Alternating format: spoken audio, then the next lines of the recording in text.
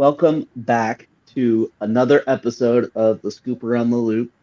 We got Andrew, Tyler, Brady here, and myself, and we're here to talk about some local Des Moines news, some local Des Moines real estate, and we're going to give people a update on our bracket pool that we started last week. How's everyone doing? Doing good. I cannot complain. The weather's beautiful outside, and I am inside filming a podcast. We'll get you out of here. So is that a complaint? Maybe. That he didn't want to complain, and then he complained. Kind of not to complain.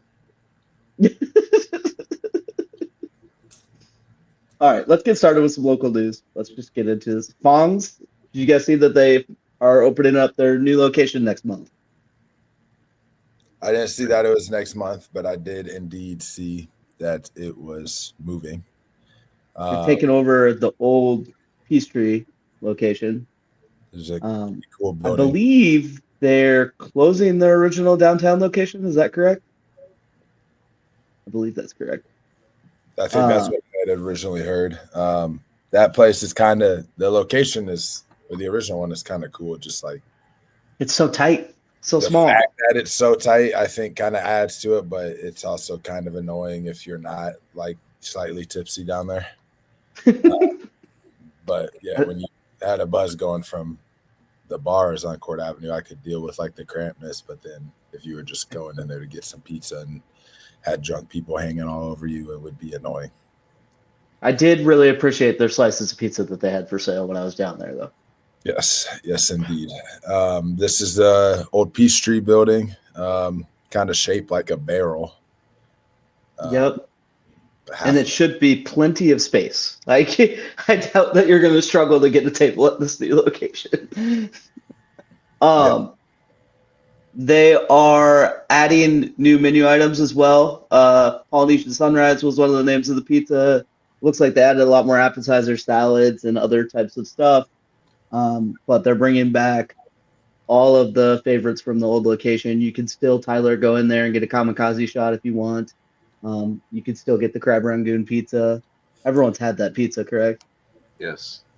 Yeah, I remember probably 5 years ago. This was before Hannah and I were married, but Hannah and I, it might have been like the night before we were going on vacation. So we were just kind of like excited and trying to find something to do. So we decided to go down to Fong's, sit at the bar. It was like a Wednesday night or something like that. And we sat next to these four guys that were strawberry farmers, and they had a meeting with Hy-Vee the next day to talk about, selling their strawberries to Hy-Vee.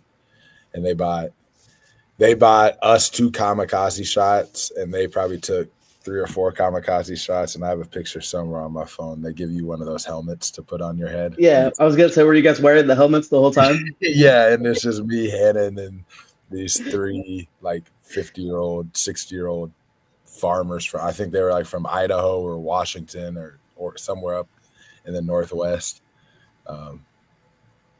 Just a funny Fong story, I guess. Okay. This leads into one person coming from out of town. So that leads into kind of my follow-up question. Because Fong's has always kind of low-key been the spot that I take people that come from out of town to go eat, because I think it's the most unique option, and I think the food is really, really good. Is there a spot that you guys have that is one of your favorite local places to take people to? And it doesn't even have to be a restaurant. Andrew, you got one? Yeah, I love Hidalgo. I think I've talked about it before on here. Hidalgo in Urbandale specifically. And am I like glitchy on yours? Yep, a little delayed and a little glitchy, but you're powering through it. I appreciate it. Hidalgo and Urbandale, though, is where we go. Yeah, we'll take people like for birthdays or for people who've never, kind of newer to the area. We love that. Never a bad meal there, and the owners and the staff are super, super awesome. Brady, you got a spot? Well, if you watch the podcast, I have a feeling you already know what I'm going to say. A recently added restaurant to Waukee called Hawaiian Bros. It got to the point where even before it was here, I was recommending like my friends that live in Waukee and Urbandale to go to Kansas City just to eat it. So I think now that it's coming back, and when my buddies are coming back from college, it's definitely the first place we're going to hit. So Me and my I'm glad- buddies once in high school drove all the way up to Fort Dodge because at the time Des Moines didn't have the Denny's, and we drove all the way up to Fort Dodge just to go to Denny's. Not worth the trip. I would say Hawaiian Bros might be worth an hour and a half drive, but Denny's definitely is not. And there's one on Hickman now, so if you want Denny's, it's just right there. Tyler, you got a spot? Yeah, I feel like most of my friends kind of like hole in the wall spots, and so do I. I love taking people to the library. Super unique spot over on University by Drake. They have the best French toast in town, and just a good beer selection. I mean, there's room for maybe 30 people in there. If you're all standing up, but it's like sitting down, maybe like 20 people. The library, you got Beaver Tap, love that spot. And then, for like a late night, if we're like going out or something, I love taking people to Cooney's and Beaverdale. Bar with no windows in there, Irish bar with no windows, just super dark, and floors are a little bit sticky. There's a dartboard in the back. You have to bring cash. If they give you 50 cents back, they'll give you like the 50-cent pieces, or every once in a while, if your change is $2, they'll give you a $2 bill. Just kind of weird quirks like that. I would say those are my favorite. For my 30th birthday, which is August 10th, I have a bunch of friends coming to town, and we are all going to go to the fair a couple of times. A couple people wanting specifically to come in for the fair. We're kind of asking about it, and my birthday is the second day of the fair, I think. So I'll probably go like a couple of days after that, because the second day of the fair sucks to go to. But So, Mom, if you're watching, like Tyler, in other words, doesn't want to have a big 30th birthday with his family. no, we're This is gonna have at the a fair. big one with friends and family. But so to answer your question, the Iowa State Fair this year is where I'm going to take some friends coming from out of town, and that's about as Iowa as you get. You can you could show all sides to Iowa and Des Moines at the Iowa State Fair within 100 yards. You see It's all the the best people watching you will ever get going to the Iowa State Fair. It's a one of a kind experience, in my opinion. I totally agree with you. If anyone's talking about coming to visit from out of the state, I always mention trying to come during the Iowa State Fair, because it's an easy way to kill a day. A couple of the friends that are coming are from Texas, and that's always like my worry is like super, super hot if someone's not from like a humid place. The Iowa State Fair can be kind of uncomfortable for people, but They'll get through it. Yep. Yeah. Hopefully you get lucky and it's a hot day and not one of the days where it just downpours rain. I agree. Is there any other spots you could think of that aren't restaurants, that are like things that if people were coming to Des Moines one time, any other spots you could think of that people should check out? Blue Zoo. I'm just Blue kidding. Zoo? Now with kids, we've gone to the zoo a couple of times. Again, it's a nice zoo for the size of Des Moines. Iowa State games, like taking friends to Ames. Or an Iowa game. That's pretty far away, but I mean, yeah. I don't know. My wife became an Iowa State fan after going to Iowa City. So I don't know that if you're an Iowa fan, you want to take people to Iowa City and have them be Hawkeye fans. I'm just saying. Okay, it's a little rude. I'm just gonna let that slide. It's a little truth serum, Thomas. You guys I would say on the weekends, downtown farmers market. That's always a huge one. That's like something that I think really takes people by surprise. That especially if they're from like a bigger city and they come into town. That big farmers market. Or the iCubs. I mean, for being AAA, I think Principal Park. I mean, it's not underrated. It's one of the best. I think the iCubs are like one of the top-rated organizations in terms of minor league baseball, but I think Principal Park's an underrated facility for how it's easy to get to, and there's not a bad seat, and it's just kind of a cool place to hang out for a couple hours. Home opener Friday night. You guys going? Was that were we talking about that? About it's all you can eat burgers and brats or something before burgers, the first dogs, pitch? Before first pitch, and you get 2 free sodas or beers. Oh, Andrew, we were talking about going to see Bronny James at Wells Fargo on Friday. I might go to the Iowa Cubs game. Can I also, before we're done with this topic, I just want to throw this out here. I don't think you need to do the full-blown tour, but I do think our state capitol building is cooler than a majority of other state capitals buildings. I agree with that. And I would say, depending on the friend, I would 100% maybe consider that. Some of my friends straight laugh at me if I say this. But that's my jam. I do think it's cool. It's been a while since I've personally been inside the Capitol and like taken a tour. But I think it's been since high school that I did it.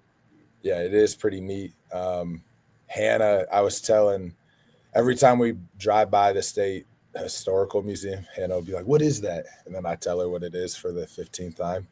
And she's like blown away that there's like a museum. And that's something that me and my grandma used to go do all the time. Like in the summertime. I've probably been in that building 100 times. I probably haven't been there since Grandma took us, though. But honestly, it's been a while. It's there. Yeah, it'd be nice to go. I mean, now that I have a kid and stuff, you wouldn't know now, but in a couple years, take them through that. But nieces and nephews, I suppose. Camp Dodge is pretty cool too, along that line. Gold Star Museum. So the next topic I have written up is I pulled that. I got one more for you, Thomas. All right, one more, hit me. At Ledges State Park, pretty cool state park, but like to take people up there, on like a Saturday morning and get some exercise in, get out in nature. But there's a spot at Ledges called the Couch. Have you ever heard of that? I've never heard of the Couch. It's kind of off of the trail, and you look around the corner, and there's kind of like a ledge. And you shimmy on the ledge and like the river's below you, but then there's like an indent in the rock face, and it's kind of like a couch in a way. And there's a bunch of like spray paint and graffiti and stuff on the rock. And there's no way the only way you would see it is if you were on the river looking at the rock face. Like you can't see it from the trail. And I found out about that place in college, and it's always fun to take people there and show them the Couch at Ledges. I was trying to find a picture of it. How much of a drive from Des Moines is Ledges? I have to admit my ignorance here. I've never actually been to Ledges.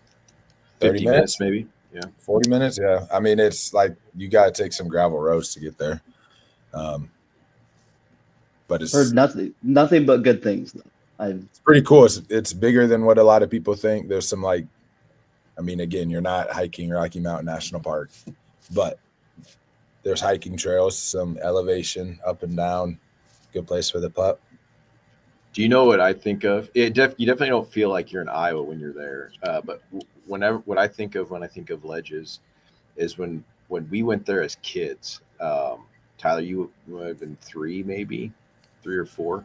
I remember we were listening on the radio to the Cubs versus the Cardinals because Mark McGwire was about to break the record for most home runs. He was going to get 6, or maybe he was going to tie it. I think we listened to him tie it driving to Ledges. So that's what I always think of when I think of Ledges. Here's a picture. I don't know if you can really tell. There's Hannah Couch? sitting on the ledge, but like all behind me is a bunch of artwork. And then like up above here is like the trail. So it's kind of cool spot. Only a local would be able to get you there. So if visitors are down, I like to take them up there. So I pulled up, and I kind of want to get your guys' gut feeling on what this is going to look like before I pull up the stats.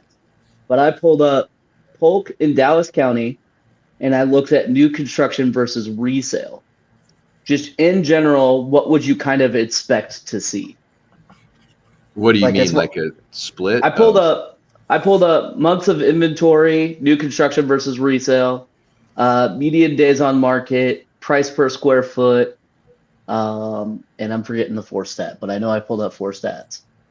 What would you kind of expect, like characteristic wise, new construction? How would you expect it to be different than resale? New construction would be quite a bit longer days on market. Higher price. Yeah. And Much then higher I square foot. remember during COVID, I think we were down to like 320 resale homes in the entire metro. I'm not talking like Fort Dodge, I'm talking about Des Moines and the surrounding suburbs. I bet it's closer to 50-50 now. I don't know if you have that stat. Inventory was, I don't have it. I'm going to pull it up. Let's add it to stage. There we go. Inventory wise, it's a lot closer now. I think if I remember correctly, there's like somewhere around 1,700 new construction listings, and then there's somewhere around 1,500 resale listings, I believe is what it is.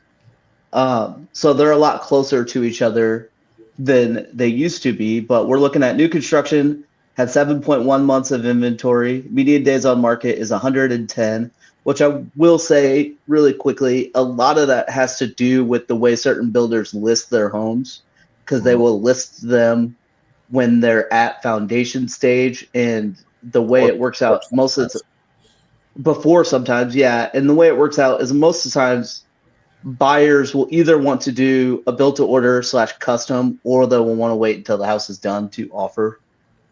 In my experience, it's pretty tough for a new construction listing to get offers kind of in that in-between stage. Not saying it's impossible, but it's definitely tough. Price per square foot, you're looking at $254, which is actually kind of lower than I thought it would be. This kind of connects to something we talked about a few weeks ago. Sold to list price is the median is 100%. It's not unheard of for new construction to sell below list price, but it's pretty rare when you look at the numbers. I was looking at the last 6 months. I think maybe it was 4 to 5% of the sales were below list price. That was pretty much it.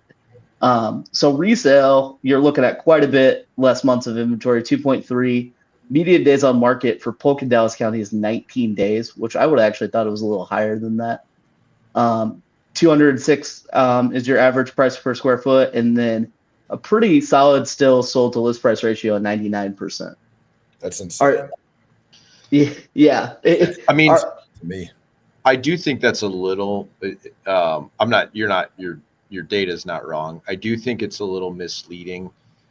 To do median instead of average? No, well, to do sold the list price, because we're not always looking at the original list price. Yeah.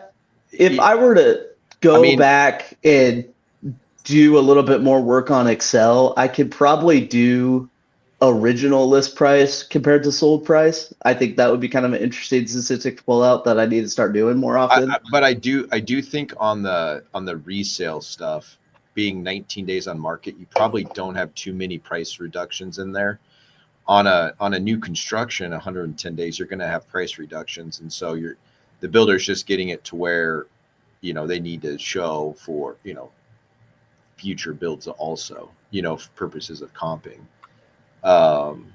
So that the resale, the 19 days on market tells me you probably haven't had too many price reductions. The 110 days, you've no doubt had price reductions. So I'd be curious what the original list price compared to sold price was. Yeah.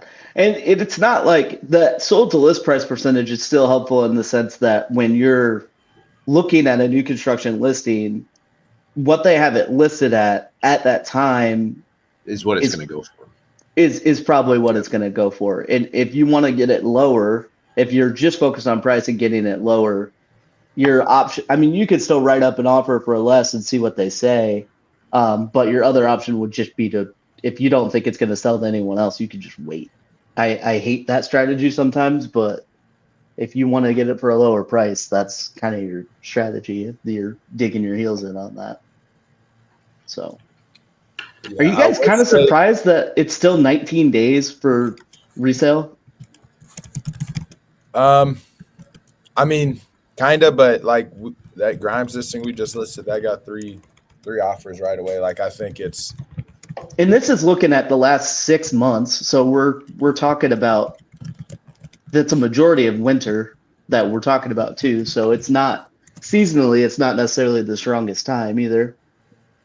Yeah, and I'd also, it's hard to look up a stat for this because only every once in a while they'll put it on the MLS, but like credits given. I'd be Yeah. curious. I've kind of seen a shift with buyers, and maybe it's me recommending it more often or mentioning it more often.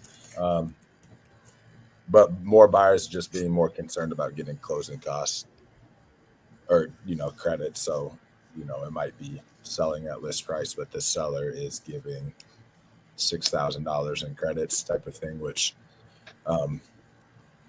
since I started, I don't think that was kind of always the thinking. I think it's kind of shifted because of maybe because of interest rates and just having more cash on hand that people want to keep money in their pocket versus getting the lowest possible price. So instead of finagling with the price on a resale home, they just ask for closing cost credits and a home warranty.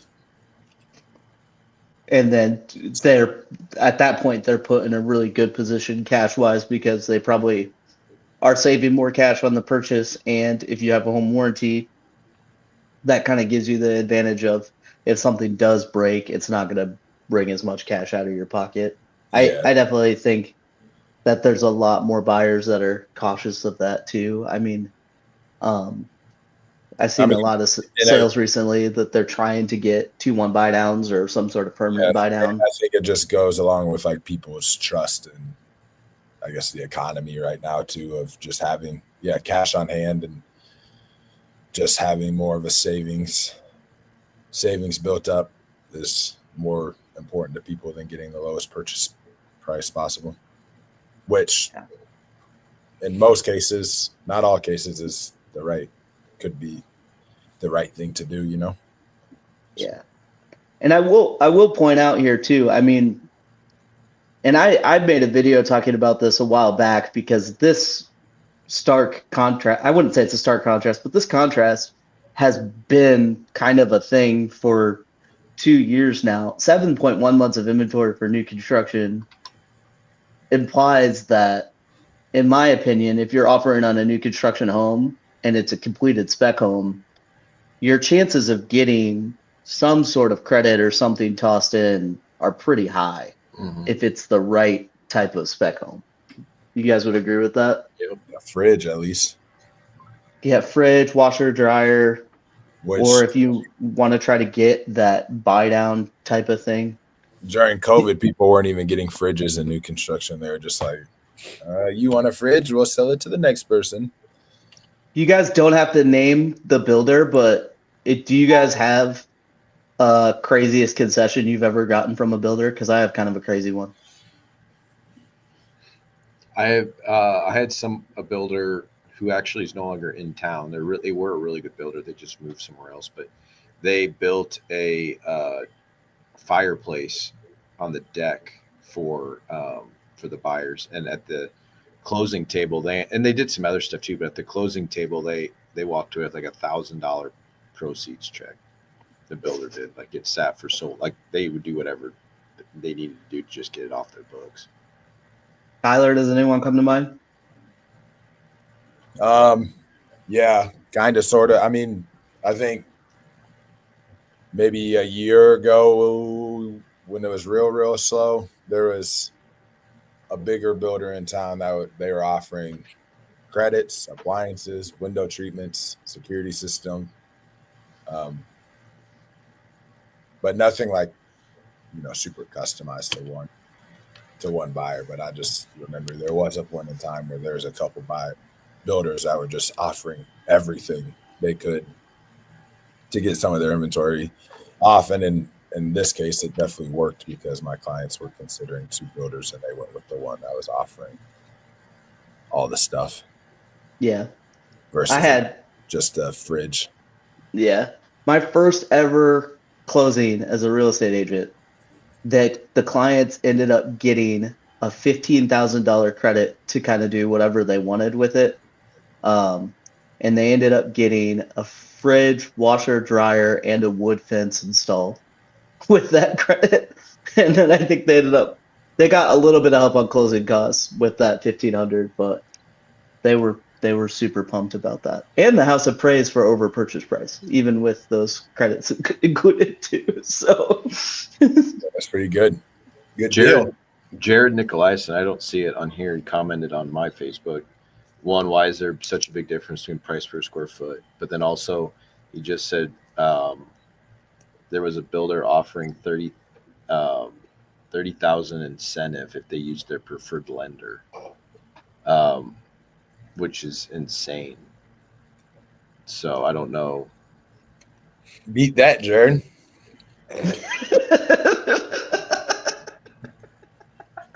That's all I got to say to Jared. Beat that. Sounds like we have a new preferred lender, whoever that lender Yeah, is. what? I'm assuming that's a pretty. Jared's gonna have to message us later on that to give us the details, but I'm assuming that's a luxury builder with that high of a credit, because it has to be associated with what the typical loan cost would be, right? Yeah. Okay. I mean, difference for price per square foot is just, I mean, Nicer. yeah, nicer, and just like construction costs have gotten pretty out of hand still. Yeah, and I mean that resale figures in homes that have been recently updated or just well maintained, and houses that haven't been touched since they were built. So it factors in a very, very wide range of quality of homes. So that's why you get such a low average compared to resale. Do you guys want to get into some real stories where we talk about the behind the scenes stuff of being a real estate agent? We actually just were talking about this because we had a meeting this week, and I don't want to be the type of guy that's always online talking like, oh, woe is me and stuff like that. But I do think it's fair for us to remind people how we get paid. So Brady, do you want to kind of explain how the system works, and when exactly we get paid? Do you get paid hourly? No, so that's what I was going to say. A lot of my friends coming from the younger crowd who don't necessarily know a lot about this will ask me, "Oh, how much did you make today?" And I'm like, "I made nothing today, actually, and I made nothing yesterday, or I won't make anything the day after that or the day after that." So we get paid with commission. So once a deal closes, that's when we get paid kind of a lump sum. So it's not really what you're doing today is benefiting you right away, but it's what you're doing today that's going to benefit you down the line. I don't think that's what people just think. Oh, you're a real estate agent, you make a lot of money every single day, and that's not always the truth. So. And then Andrew, do you want to talk about like kind of how our business works? I guess the question I'm asking here is, what's our relationship with Remax Precision, in case people are curious about how exactly that works? Yeah, so to not assuming you know anything if you're listening to this, Remax Precision is our broker. So in Iowa, you have to be, if you're not a broker, you have to be brokered with somebody. And so our licenses are all at Remax Precision, just like you can see behind Brady's head there, just like you can see on Thomas's shirt. But we're all independent contractors, meaning we pay to be here. There's some sort of, every broker is going to have some sort of fee. Sometimes it's front end, sometimes it's the back end, sometimes it's in your splits. You get paid on commission. But there's and sometimes you only pay the fee when you sell something, but you don't make as much on a split or on the commission. So it all depends. But at the end of the day, the only way that we get paid as independent contractors is when properties sell, specifically properties that we are representing the buyer, the seller on. And so we show 10 houses to somebody. They may offer on one, and they may just say, hey, I'm going to wait till next year. If they offer on one and we get accepted, we're going to get paid generally about 30 to 45 days. And it's generally 3% of the purchase price is what our commission ends up being gross before you do your splits, before you do all those things, not factoring your expenses, your gas, your all those things. Now let's say you show 10 Taxes. in taxes. And I was going to have Tyler talk about that next, because I think that's one of the things that people don't think about as us being independent contractors. Also, really quickly, 3% is generally what we get paid. There is no set commission in the state of Iowa or in the United States in general. Andrew, continue. I think I did say a range there, but Yeah. anyway, that is kind of the generally accepted reasonable amount that we do, and so. But let's go back to, someone makes an offer, great. The other side of that is you've shown a house to somebody several times or several houses to people, and they decide this isn't the time to buy. We're never going to pressure people into it, but that's part of the reality is you may spend a lot of time working with somebody only to have them decide this isn't what they want to do. And so, they go their merry way. We get paid nothing for any of that. We help somebody, and now, and in the past, we've always been, hey, let's look at houses, and then when you're ready to offer, we'll sign an agreement. And now it's, and that's how the majority of it was done. Now with these new laws, kind of what Thomas was getting at with his comment is that there's, you sign the buyer agency before you do anything with the buyer, before you show homes. So that way, if you do show a home to somebody, they end up offering on it, you can get paid on that, because there is a lot of times where people don't really know, oh, I thought you were just salary with Remax Precision or iRealty or whatever it was. I didn't realize that that's how you got paid. And so that, to Thomas's kind of point earlier, it's not woe is me, it's just how we get paid. And as much as we might like showing people houses and hanging out with them and all that, and unless there's a transaction, we don't get paid. We don't get food on the table for our family, and we don't pay our bills. And so that's why it's important, if you're somebody working with an agent who's doing a good job, to stay with them. That was exactly what I was going to say. I don't bring it up to say like, hey, we only get paid when the transaction closes. Use us so Jen and I can have dinner tonight. I say it because if you're ever in a situation where a real estate agent has genuinely helped you out and added value to a transaction, to make sure you use them in some sort of way to hopefully get them paid for the work that they put in. It's just something to be cautious of. It's just like when I worked at Shields, I would sell people a pair of shoes all the time, but they wouldn't buy it then. But when they came back, they wouldn't make sure to use me as the sales associate to buy the shoes, even though I was the one that sold them those shoes. It's the same exact thing. We got paid commission at Shields as well. Tyler, talk about kind of the tricky part of being an independent contractor, and I hope you weren't one of the people that made a mistake your first year in real estate. Well, I've made mistakes all my life, Thomas. And before I get started on this, right, I'm just kind of noticing how crispy my haircut is. Both you and his haircuts look really good. Just shout out to Travis Ost at Waveland Barbershop. He always does me right, and a couple of days ago was no exception, apparently. For taxes, we're 1099. Again, like you stated, we are paid independently. I kind of see, I would say most real estate agents just pay their taxes at the end of the year, or this time of year, I should say. I do know that some are smarter than me and prepay them, or pay them quarterly. So Thomas does that. I do not. I just pay it all at once, which is not the smartest thing, but we're getting better. Since we're 1099, we have to pay a self-employment tax, which is really the kind of the kicker, I would say. But there's different ways to insulate yourself from some of those things. Since we're 1099 self-employed, we keep track of all of our business expenses. So miles driven while working, marketing dollars spent, listing expenses like having the cleaner go out, getting a dumpster dropped off, closing gifts for our clients, stuff like that. We got to keep track of, and so we can report it at the end of the year during tax time. Yeah, and it's just one more thing. It's one more thing that I point out to people too when they talk about quote unquote the big commission checks that we're getting, because I think what people don't realize is that check that's coming in, your brokerage is taking part of it. Part of it you have to set aside for taxes.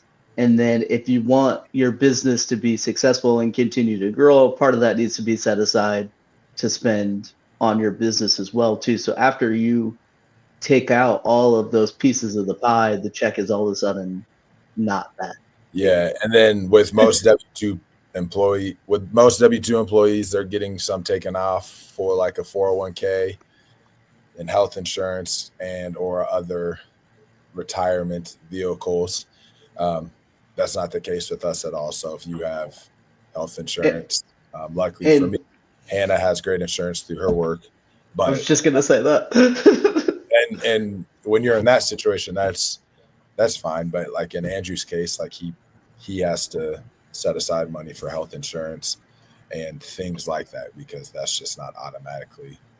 He has to set aside health insurance for a whole family too, is something to think about as well too. I mean, I will say this because somebody reached out to me yesterday about what we do, and we use MetaShare, which is a Christian co-op.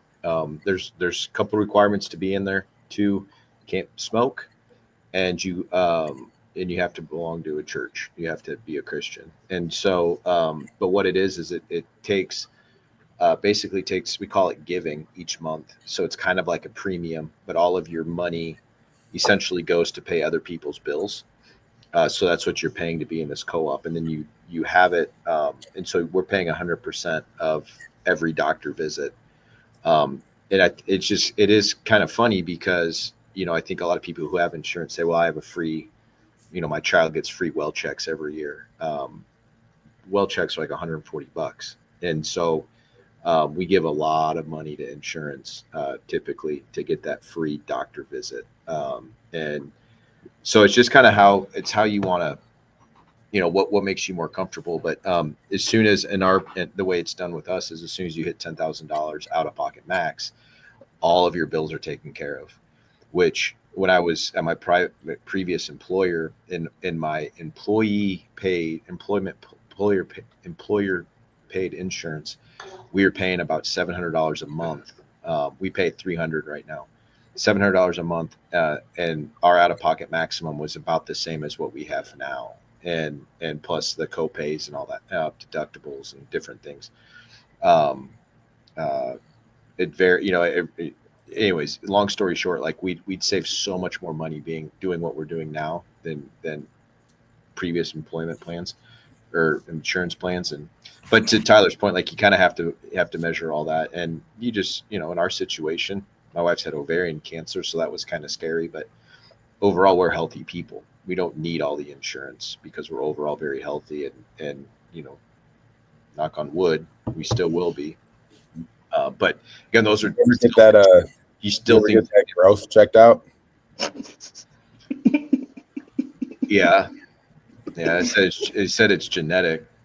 So, that's the youngest sibling too. You get it once you're in your 30s, but yeah. So I mean, that's something else you do have to think about. Luckily for us, it's not as much as other people, but it's still an expense. And yeah, and I could see some person that got burnt by a shitty realtor, for lack of a better term, at some point being like, you're a real estate agent, what do you need health insurance for? If they were to listen to this. And all that's to say, like, we're not complaining about our pay whatsoever, but I think people just think of, when they hear the term like commission, they think commission hits your bank account and a vacation is booked, or commission hits your bank account and it's spent on dumb stuff, or stuff to flex with, type of thing. I think that's kind of like the the stereotype for realtors and commission and people who are totally commissioned like us, or salespeople, which is certainly the case in some instances, but I don't think that's the case for any of us here.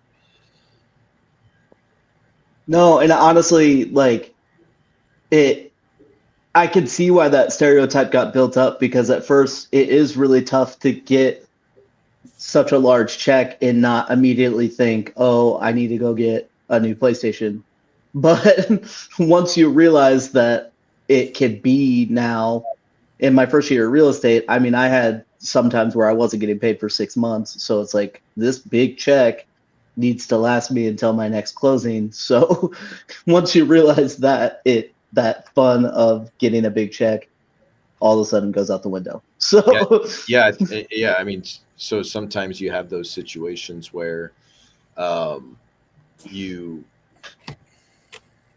know, yeah, the big check's nice, but sometimes it's like, man, it'd be great if I was getting paid every other week, just for stability. And so in our business, you got to kind of learn that, yeah, like those big checks come, but you don't always know where the next one is either. So yeah, I'm 6 years into it now, and I'm still getting better at the ups and downs of the pay schedule. You know, like I found that, like, and I'm curious, you know, if the tip top producers, if they think like this, I'm sure they still probably think like this. Like you think ahead in terms of like expenses, especially when you talk about like owning a home. Like, we really need to get the carpet replaced.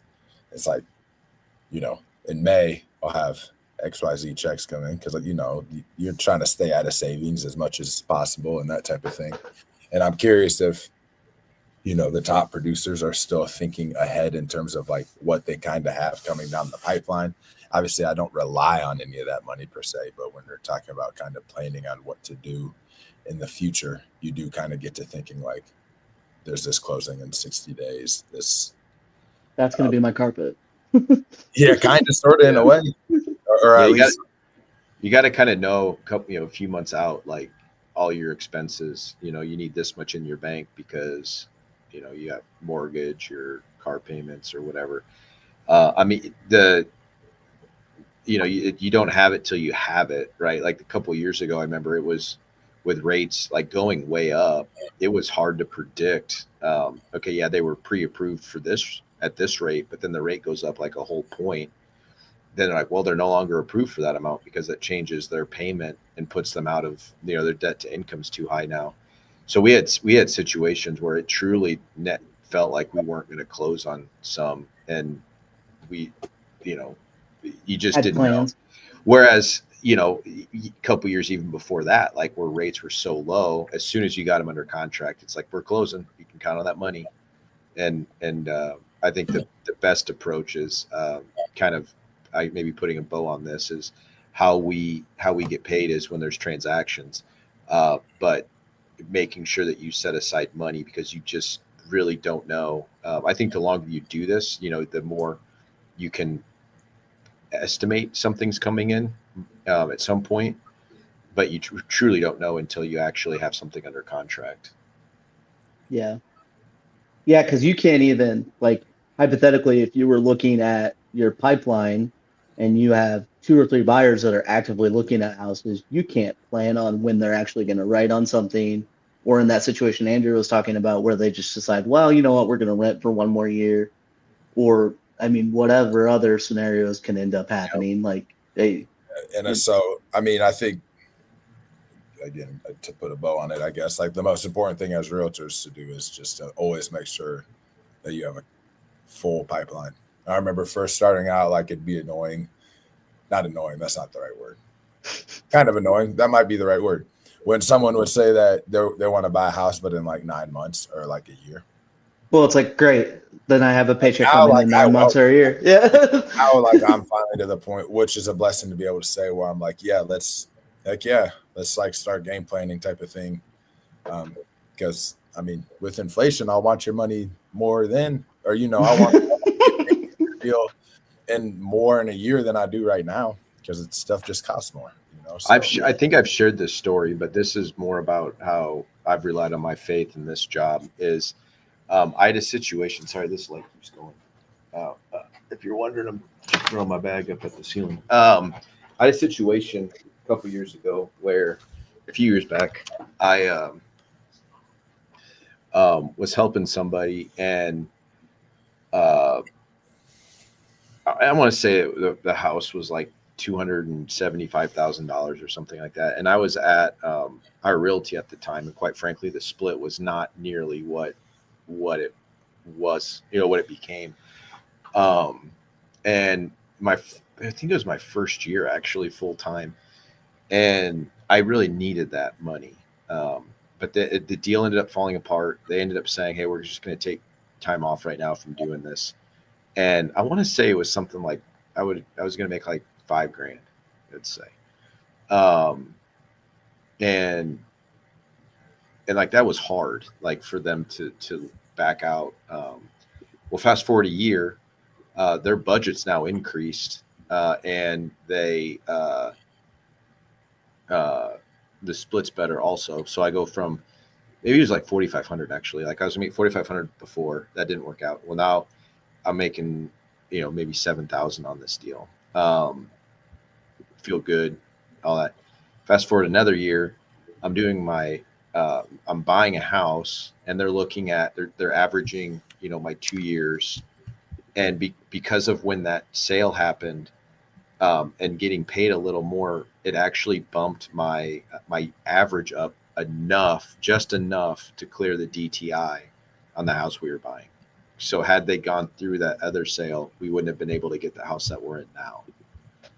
Like That's crazy. Yeah. And so it just, in the moment, you're like, golly, like this sucks. But looking back, like I said, I just trust in the Lord with everything. And sometimes it's easier than other times, but looking back, it always works out. And you just have to keep grinding. Like Tyler said, like it went from, well, that really sucks, this is debilitating, to like, cool, like that's going to be an opportunity for us in a year, 9 months, or whatever it is and you're in a position maybe right now to buy $200,000 house, but by now being aware of what you need to do, that 200 becomes maybe 350. And you're just financially better off too as a buyer. So those are the ways we kind of approach it, is, hey, this isn't the end of the world. This is actually we're just going to walk with you on the journey. And that's a part of, I think, what we do too. So. And it's one of those things too, like it's so nice that we're in the position that we're in now, because like Tyler was mentioning, like when those people say it's best for me to buy in 9 months or a year, it's so easiest for say like, oh, that's great. Like, let me set you up with these tools so you're prepared in 9 months or a year, instead of like in the back of our heads being like, dang, like I really could use a check in 2 months or a month and a half, Yeah. So we're blessed. And I think the more our team improves, the more we're going to get rewarded for that too. So really quickly, Andrew, do you want to just give shout outs to the people that are in the top 3 in our bracket pool? Yeah, let me see. Do you have it pulled up? Oh, disclaimer before Andrew proceeds. When we get to this point, I have a reason why our bracket sucks. Is it me? No, it's because we all individually tried to pick an upset or two. Robert Morrison. Like we all try to get our upsets in. Well, I would like to say, here. in my end, my one upset was. There we go. All right. Scroll to the top. What do we got? DeMarco Lowry. Multiple. DeMarco times. was one of the ones that filled out multiple brackets, but props to him for being alone in first. Don't even, Thomas. Don't even. DeMarco's here trying to win money, support his kids. DeMarco is a repeat client. I said shout out. I just mentioned that he's filled out multiple brackets. There was salt. There was salt in that. DeMarco, Thomas is trying to discredit you. Don't let him do it. Nate Greenfield, right? Is it Nate? Oh yeah, is that Nate Maines? Yeah. Yeah. Yeah. Is he from Nate, Is he from Greenfield? Yep, Nate Main's Greenfield, baby. All right. Number 2, and then what's crazy is he messaged me. I sent him the link, and he messaged me when I sent him the link and said, "I'm going to win this. I don't pay attention to college basketball, but I'm going to win it." And then your mom is also tied for second. Yep. People need to stop picking upsets. Like, they do happen, but you're much better off just going chalk all the way across, and you're going to score higher than this. This wasn't really the year for it either, it seems like, too. I mean, it seems I think even in years where there are a bunch of upsets, and you're talking about the actual scoring of these bracket challenges, if you just go the higher seed all the way across the board, you're probably going to. Okay, well, next year when the Scoop fills out their bracket together, your portion, you just pick the chalk. And I almost guarantee is going to be the best portion. So our mom is third, and then Torrance is he's trying to get in. We got money. Of that top 3 there too. All 3 of them have different national champions too. If Torrance beats out Houston, Mom, that's kind of rude. Oh, my bad. I thought everybody's got Duke, Houston. There's a Florida. And I don't think anyone's lost the national champion yet. There had to be someone that picked Iowa State, right? Like, just I'm 44th. Tyler, all right, this is the winner is also 44th. That's me. That's one of mine. I think I'm pretty down there too. I think I'm 37th. Springer, the official Scoop bracket. How are we doing here? So Tommy, I think you filled out the South. I did, and we still have my Elite 8 in play. So we got a lot of movement there. Michigan State and Auburn win. I think I picked the Midwest, and I've got. Dang, it's the mascots work. So we need Florida to win. Tech, and Arkansas. If Arkansas could beat Tech, that would be good for the Scoop bracket. And then Brady's Final Four pick is still alive, right? Because he picked Duke, right? Duke, BYU. And he can also get BYU. So the Scoop, we're right there, you know. Yep. So we need Florida. I think they play tonight. Is that right? Duke. As a Big 12 fan, I want Arizona. But I guess we need Duke. BYU. That's gonna be a game full of offense. BYU versus Alabama. Yeah. Yeah, defense is gonna be optional on that. I didn't realize, we talked about this last week when we were picking the bracket, why people were in love with BYU. I didn't know that the owner of the Jazz has just been funding BYU's whole basketball program. Yeah. And then apparently, what's that coach's name? Kevin Young. He's supposed to just be going to the NBA here in 2 or 3 years, apparently. He was with the Suns. He would, during the season, he would go back like once or twice a week to watch practice. Like fly back real quick. He would back to Utah. Yeah. He said Hilton Coliseum was the loudest arena he's ever been in. So I can believe that. Iowa State fans get loud. When we stand up and cheer, we do. Yeah, so I think we still got a shot. So the bracket needs Michigan State. But if everyone wants free T-shirts, they should probably cheer against this bracket. Yeah, I'm hoping we win. I don't want to. That's a lot of T-shirts to make. We should just do. I thought we would win. It says "The Scoop" on it. Out of pity for being so bad, we just award people with bad shirts. It says "The Scoop." Yeah, and then maybe people don't want them. Roman font. Maybe people just won't want them then. What about Comic Sans? I was gonna say we should do it in What was that? What was our old logo that the graphic designers used to make fun of us for using? Papyrus. I thought it was such a cool font. Like, it was different. Everyone's like, no, it's not different. Everybody does that. I'm like, my bad. Isn't Papyrus the same font that they used for Avatar the movie? It's like looks like a crayon or something almost, or like that. Okay. Yeah. Well, that's the update on the bracket. I hope everyone's Final Four teams stay safe. And I'm excited to watch basketball all weekend. I'm not. I don't care about college basketball anymore. Okay. Well, as an Iowa fan, I'm back in. So. what a hire. And Bennett Sturts is coming. Man. And Sanford's coming back. Okay. So I tried my best not to complain about things. My one complaint is about the media and praising Beth Getz for making this hire and like what a great hire was. I'm like, what other option was there? There wasn't really. Who else were they going to? BJ Windhorst from Valley because he just retired. Like, no, he ain't going to Iowa though. I'm saying like what other? So I don't get the praise for the hire necessarily. Like, yes, it's a good hire, but it's like there's no other option. I think the praise is that Ben McCollum almost stayed at Drake. So I think the praise is that she got him to leave Drake. But yeah, to your point, like Iowa's not a desirable men's basketball coach.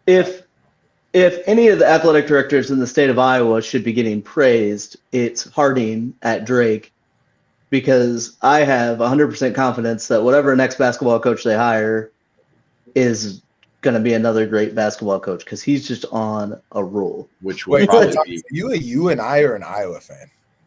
And are you a Viking? I am a UNI fan, but with NIL right now, it makes being a UNI basketball fan very, very depressing because you have a great forward on your team that you're excited to see graduate at your college, and then he gets offered $500,000 to go to Iowa State. So, well, you have. Is he going? You have the ability to send money. Is he going to Iowa State? CH payment. Oh, I was talking about Nate Heisey. Is there another one that they're taking from UNI? No. What about that Titan dude? Is he a senior? I think Titan Anderson graduated. You wouldn't want Titan Anderson on your team anyways. You better go ahead and put in your bank account number and your routing number and start making donations then, my friend. I don't have enough money to help out UNI's NIL program. Whoa. I have like $500 I could give them, and I doubt that's going to get them. So I think at Iowa State says $20 helps. I think Drake's going to hire Henderson from South Dakota State. That's the scuttle. They could get him. Mm-hmm. But also, Drake's done though with their last three coaches. They're all in the Big Ten. Nico Medved. All of them are in the Big Ten now, right? Did Medved officially accept the Minnesota job? Yeah, that was done for a long time. They just couldn't obviously. I think that's the bad part about the Drake. Like Harden, I would imagine is in job interviews saying, "You can leave here." Like, I think that's how you would get a good coach. There is like, you won't be here for long. You'll just win a bunch of games. Yeah, but yeah. Medved, then did DeVries. Then they had an interim. Jeff Reuter, whatever. Rutter was the coach for a while, but yeah, he bought a car from Dad. Fun fact. Good guy. He was an assistant coach at Iowa State and wrote on Dad's business card, "Tyler, keep chasing those dreams. See you in Hilton someday." And I was like, "Well, I've been in Hilton a lot, just not." You haven't personally seen me, but I've certainly. That's because Iowa State used to borrow vehicles from Dewey to go on recruiting trips. Yeah, and then McCollum, who has his worst finish ever as a coach, is tied for first in the conference. So I love Drake. So Murph and Andy were talking about how like true like Drake fans, like obviously most Drake fans are probably also either Iowa State or Iowa fans, but like true just Drake fans have to hate University of Iowa for like just over all the years of all of the coaches that have left Drake for Iowa. They got Bluter, right? Bluter coached at Drake, didn't she? They mentioned her. Tom Davis. Did he come from Drake, right? And went to Iowa? No, he coached at Iowa and then coached at Drake. Oh, afterwards. But they no. Oh yeah. Because then Keno Davis took over for Tom. Yeah. They listed off like men's and women's sports, like outside of basketball and football, where there's been like Iowa poaching Drake coaches and players in some instances. But anywho. All right. Thank you for watching. I will point out to anyone that is still watching, in the episode description if you're watching this on Facebook or anywhere where it's streamed live, there is a link to find all the different places you can follow Scoop Around the Loop. And please subscribe and review the podcast. We appreciate it a ton. Thank you guys. Have a great day.